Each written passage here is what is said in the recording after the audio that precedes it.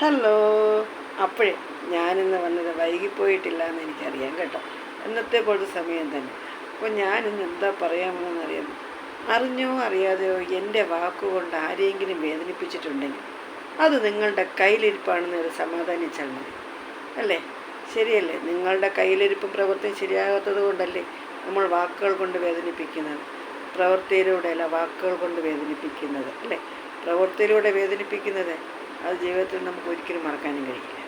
രണ്ട് തരത്തിലാകുമ്പോഴും മറക്കാൻ കഴിയില്ല. എന്നിരുന്നാലും കയ്യിലിരിപ്പ് അങ്ങനെ ആയതുകൊണ്ടല്ലേ നമ്മളോട് ഏത് രീതിയിൽ പെരുമാറുന്നു, പ്രവർത്തിക്കുന്നു, അപ്പോഴല്ലേ നമ്മളും ആ രീതിയിൽ പെരുമാറുന്നത്. അങ്ങനെയല്ലേ?